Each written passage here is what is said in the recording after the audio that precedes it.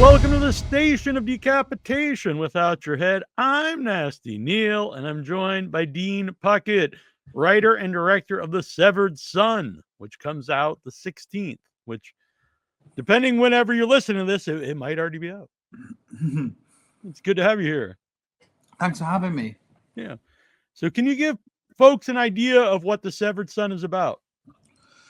I mean, ostensibly, it's about a woman who chops off her abusive husband's arm and summons a strange supernatural beast out of the forest, which creates a symbiotic relationship with her, or may not create a symbiotic relationship with her, and causes chaos in an isolated cult-like community, leading to the downfall of her father.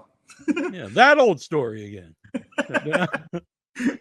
But I love this movie, not just because you're here. I'm a big fan of folk horror movies, and I know sometimes I think that's an overused term, but I think that it's a fitting term here, and it's a really good movie. Oh, thank you very much. I appreciate that. So I also went and I watched some of your short films. Oh, cool. So I saw The Sermon, I saw Satan's Bite. Now, I assume both of those. There's a lot of both those movies in The Severed Son. Yeah, I think, I started to explore the idea after Brexit. I think the best horror films, they explore the kind of social anxieties of the times. And, I think that there's been this shift in Western politics anyway, since like 2016, that's kind of felt like the fear of the crowd, mob mentality, those things, whichever side of the political spectrum you sit on, have been kind of quite prevalent. And so I wanted to tap into that fear that I had, or that thing I thought was floating in the air.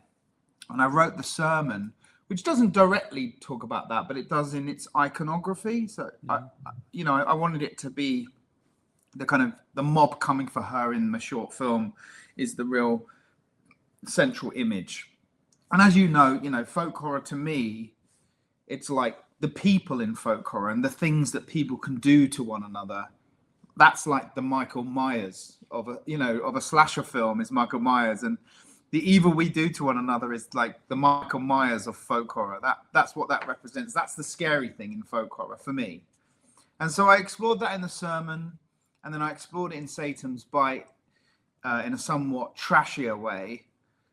And then it was one of those things, because those two short films did really well, I was asked to develop a feature. And then because it takes so long to develop a feature, it took a good 6-7 years for this film to come out. But I think what shifted in that development process was, obviously in a short film, I was interested in what happens when the mob comes for you.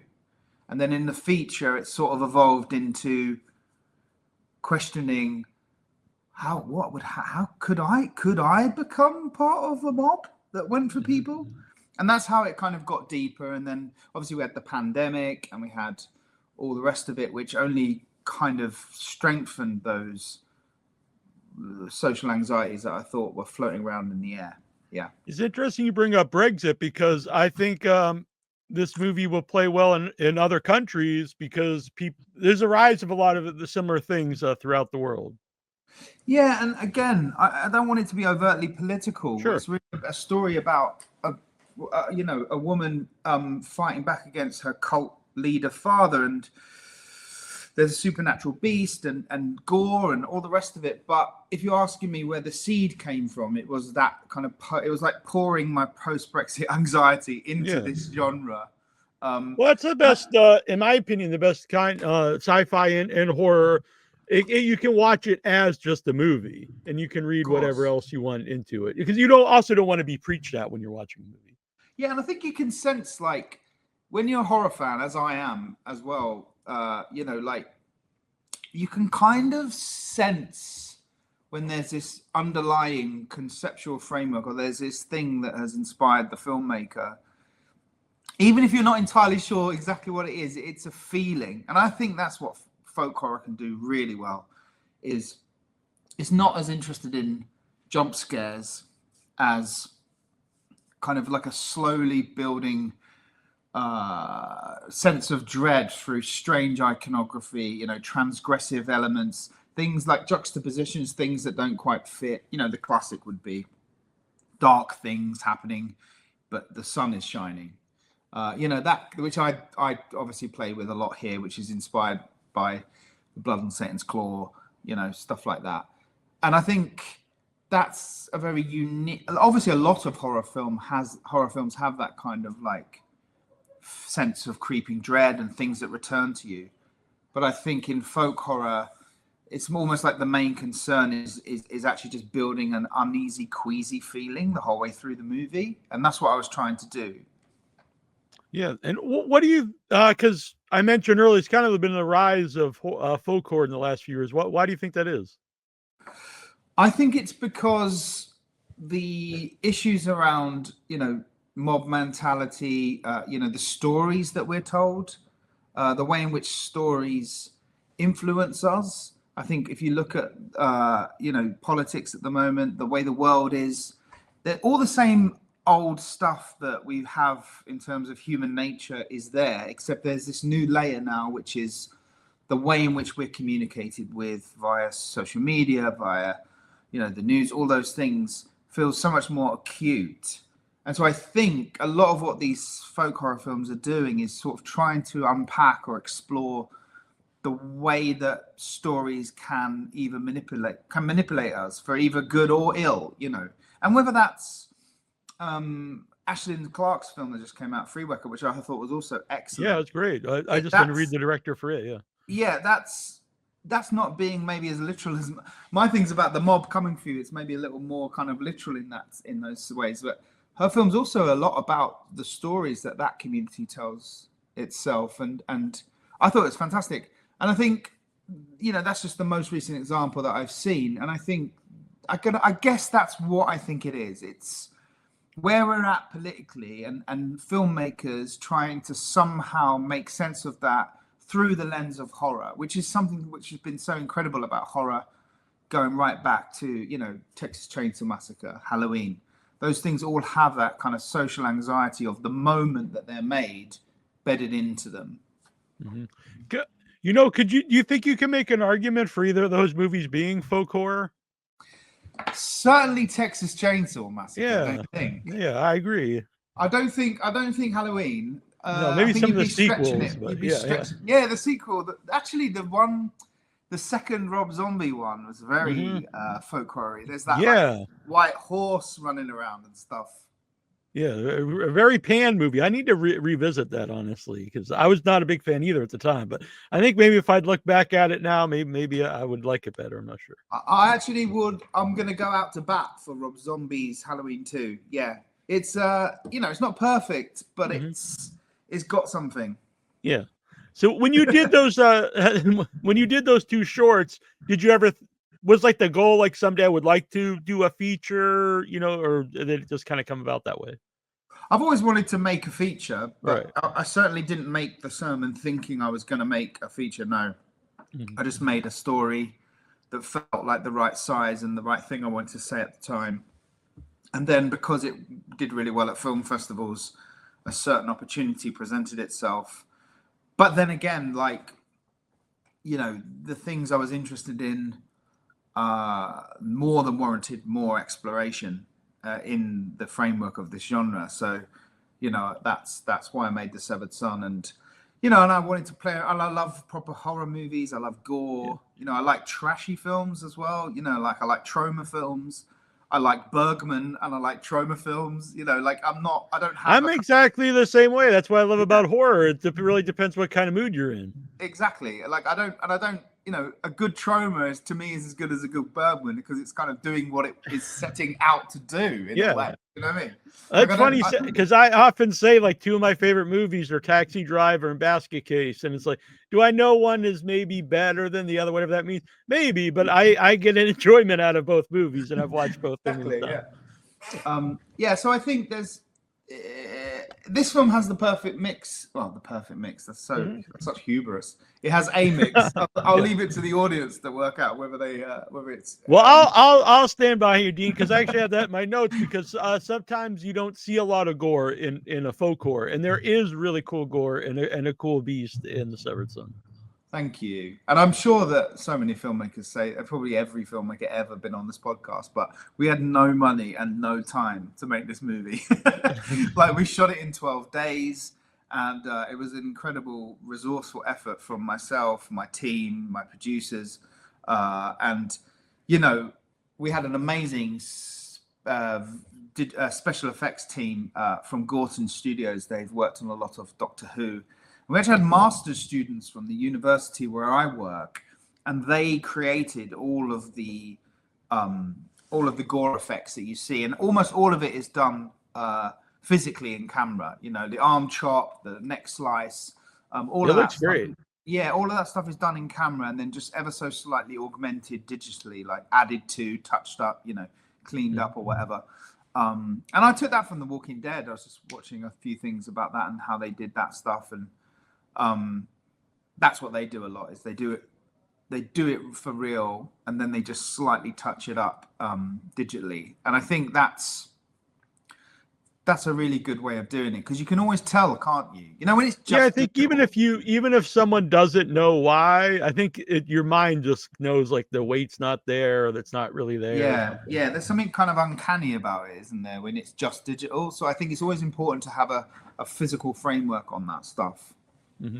Because even stuff I grew up with, even bad practical effects, I think have like a charm to them, where like bad CG, complete CG is just bad looking. Yeah, totally agree with you. Yeah, for sure. I mean, Basket Case is a classic. Yeah, it's one of my all-time favorites. Like a little puppet. Yeah, there's a lot going on there. You got the puppet. There's even some weird stop motion for some reason in the movie, and yeah, it's got everything going. That for a really, really long time. That movie. I would recommend it. So you said no money, and obviously, like you said, that comes up a lot in the show. And myself, I've made a few movies. So part of that, did you have the locations in mind? Like, even when you're writing the movie, like, I know I have access to these different places. Well, I made the sermon on Dartmoor, which is a kind of moorland in the southwest of England, in a place called Devon, and that's where I was living at the time. So I was inspired by that landscape when I made the sermon, and then as I moved more southwest into Cornwall, there's a big moorland called Bodmin Moor. So I always knew I wanted it to be shot in a moorland, so that it would both physically and metaphorically sort of isolate our community, to kind of add that kind of pressure to it. So really it was about finding the right kind of locations that kind of spoke to that isolation, but also had something else going on. And we actually found an amazing bit of land run by this amazing guy called Rupert, who just rents it out to the Ministry of Defence. So the British Army actually train there and shoot each other and run around, and he let us use it for 2 weeks to shoot this film. Yeah. Well, it looks great, and you really used it. Like, you really captured a lot of the scenery, which you kind of alluded to earlier about, capturing it. It's beautiful, but yet, there's something not right about it. Yeah, there's an uncanniness to doing that, and it's not usual in horror. Like, I love all kinds of horror, by the way, but I think that's it's an interesting space as a filmmaker to be able to sort of shoot things that look beautiful, but also in the context of a horror. Because oftentimes you have beautiful, the amazing cinematography and, compositions and things in something like Hereditary. Obviously, it's a great film, but to actually have a beautiful bit of landscape with this crazy ruin and an old oak tree kind of coming out of it or whatever, and then have that juxtapositioned with, this horrible behavior by this cult leader or whatever. I think that's a kind of interesting, there was an interesting space to explore, particularly when we were editing, to really kind of find that tone was really exciting at certain points when we sort of put those kind of things together. And we're like, okay, yeah, this is, just kind of analyzing like what kind of an effect is this having on it, and It was. I tried. We also got really lucky because we shot in a heat wave, like a two. It was like the movie. Lucky gods for the smiled movie, on not us. for the actors, but yeah. Yeah, no, they were happy. I mean, Oh, okay. you don't understand what British people are like. Oh, I see. The heat wave, you know, we're very happy. But it just gave the whole film this kind of consistent sort of hypnotic kind of look to it as well. But that was you know, we were very fortunate in that way. I mean, Ian Forbes, my amazing cinematographer, we just kind of leaned into that. We thought, well, there's no point. We can't try and, you know, we're going to lean into this. Yeah.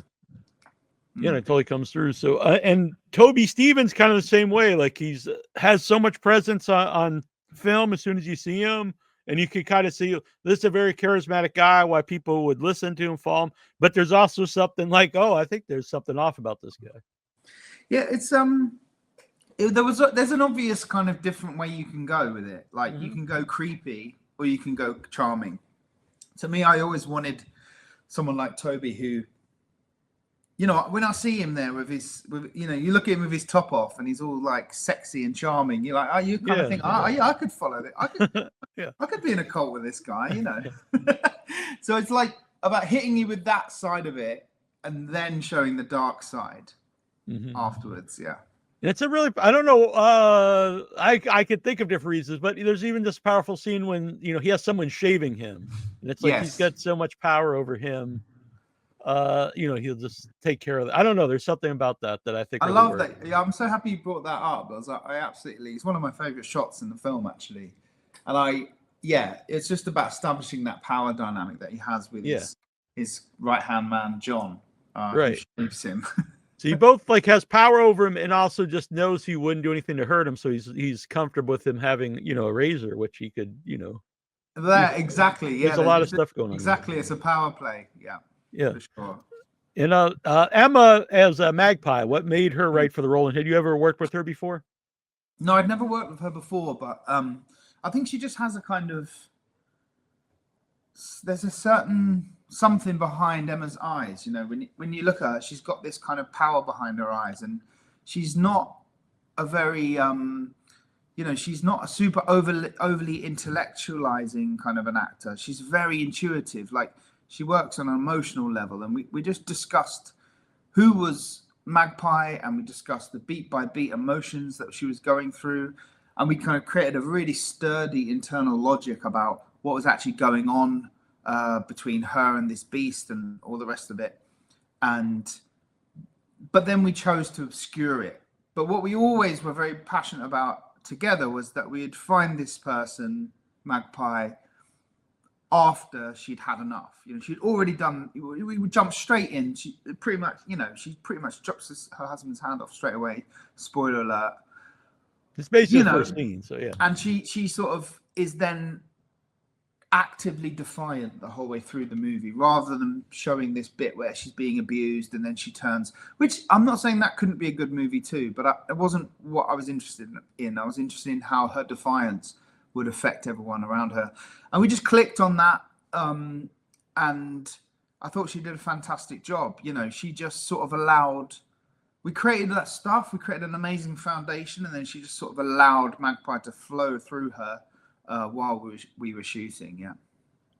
Is there any, like, when you're even like writing it, do you think this is a certain like time? Because when I'm watching, it's like, is it hundreds of years ago, or is it modern day and they're just completely, you know, away from everything else?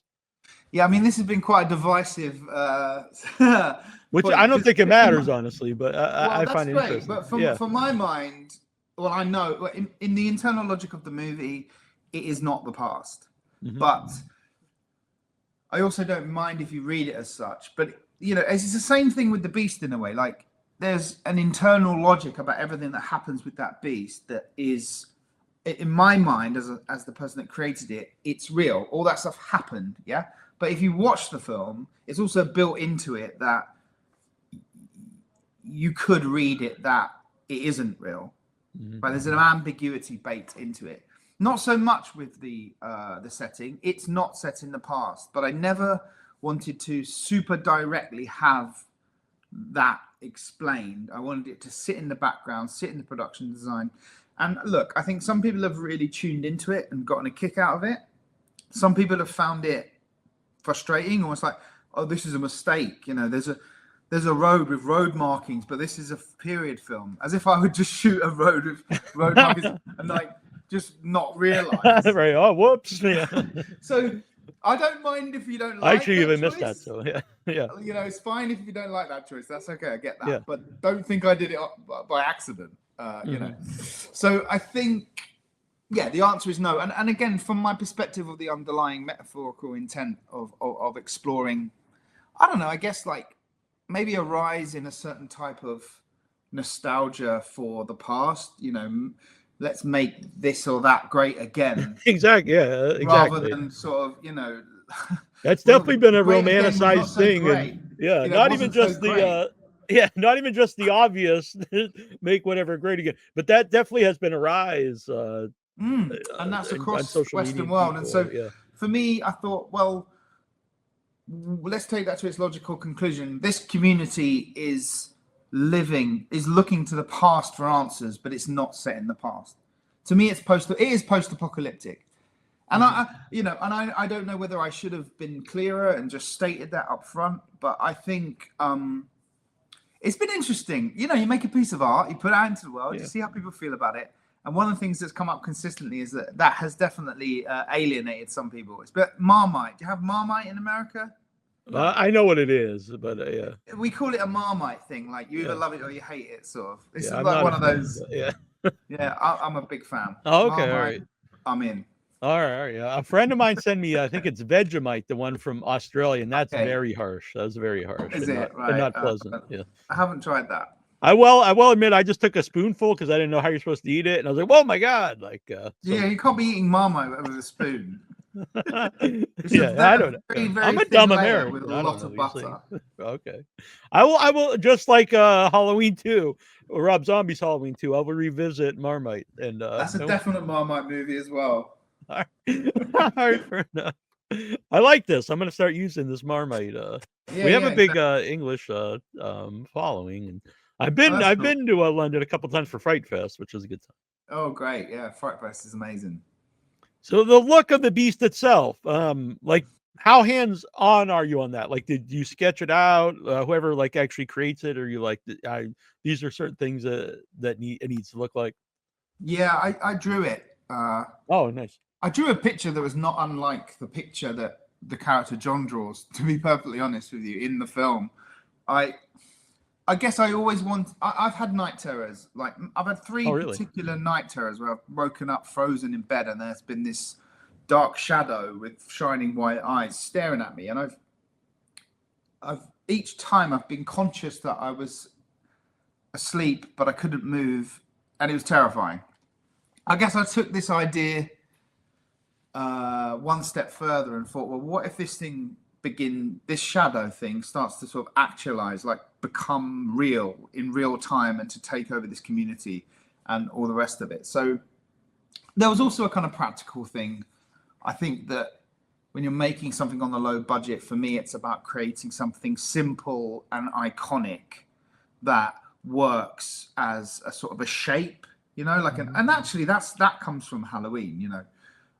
Halloween, John Carpenter always talks about I love the John Carpenter one. Not the Rob Zombie, hey, fair play, but obviously John Carpenter is the guru. Yeah. But he you know, he said, like, you know, tension costs nothing. That was his mantra making Halloween. And I think just the shape of Michael Myers is more scary than anything else. Or like Ridley Scott talking about Alien, you know, when he made Alien, he didn't want the guy in the suit to move around too much because then, you know, you just see a guy in a suit. So I sort of took that ethos and thought, I want to do something that made me feel like I felt when I had my night terrors. So we'll just have this kind of shape with these shining eyes being mostly still, just staring out at us. And then maybe coupling that with this hypnotic imagery and the editing rhythms of the film, you'll just kind of have this strange nightmarish quality to it, I guess, was the aim anyway.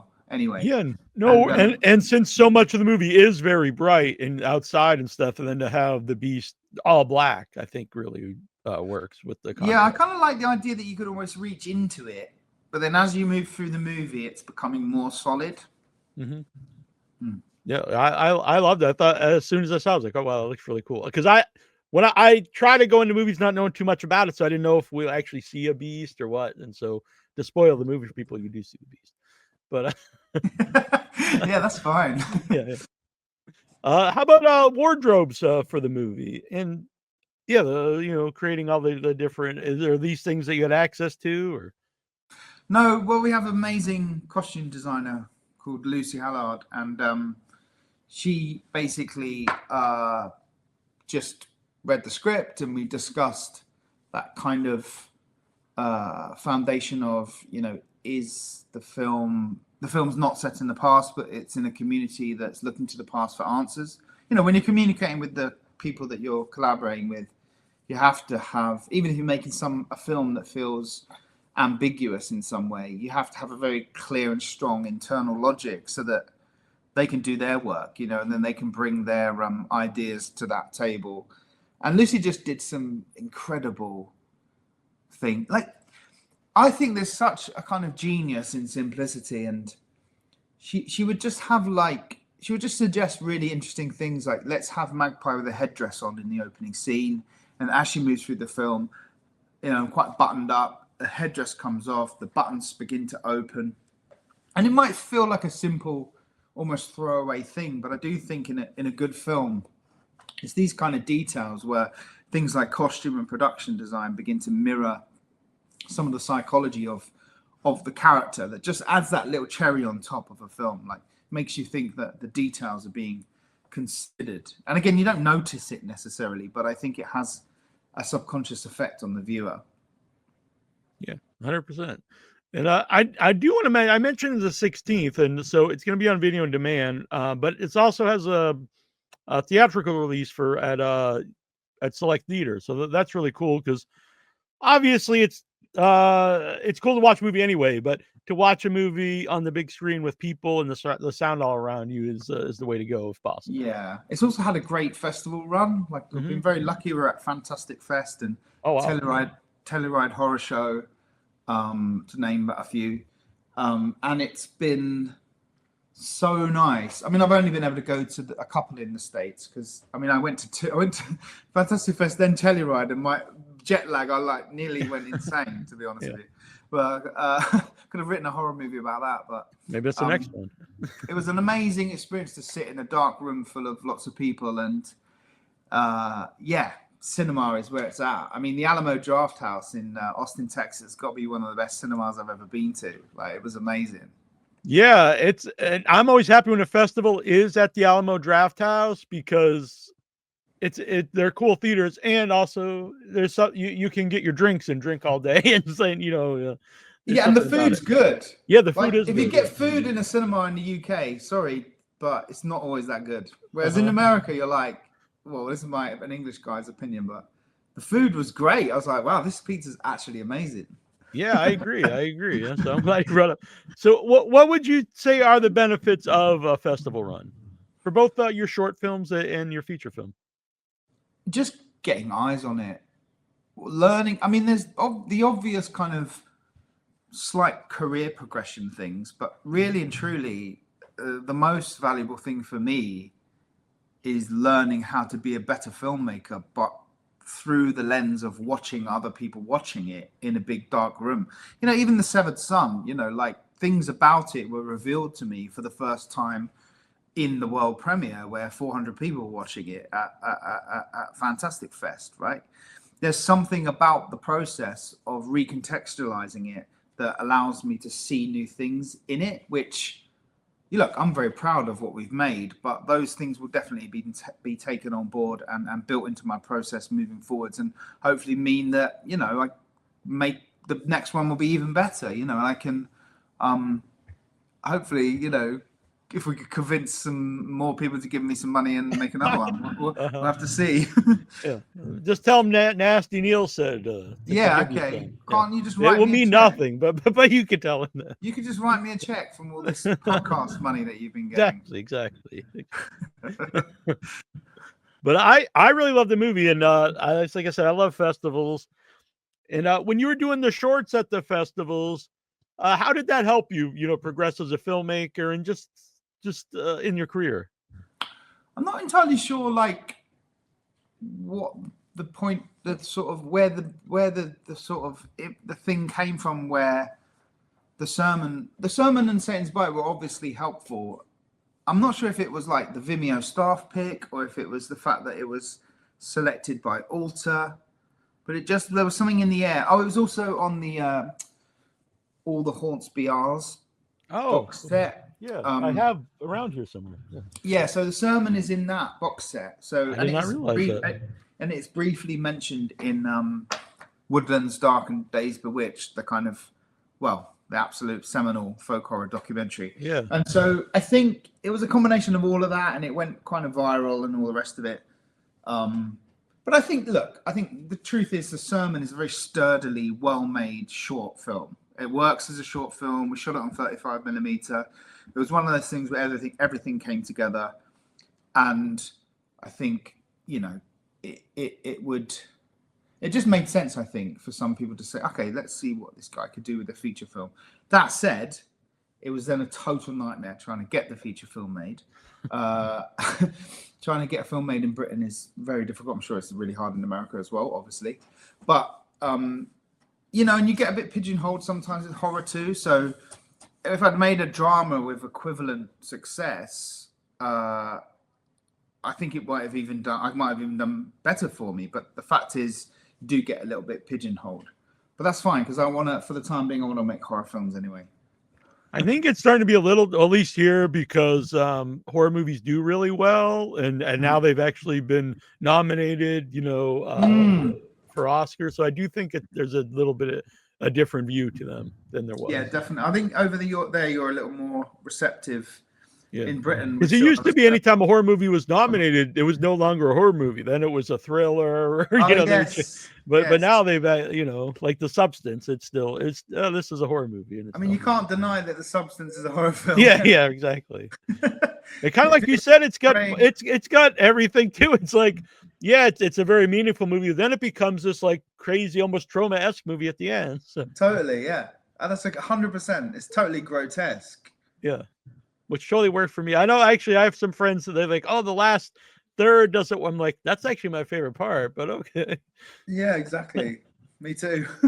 So The Severed Son, it's going to be a video on demand. Where can people, do you know where they could go to see like what theaters it'll play at? I actually don't know. I would suggest Dark Sky Films website. Yes. Yeah, I'll keep the link on the website. Yeah, and then obviously it's going to be on all the video demand platforms. Apple TV, Google Play, YouTube, all of those, all the platforms.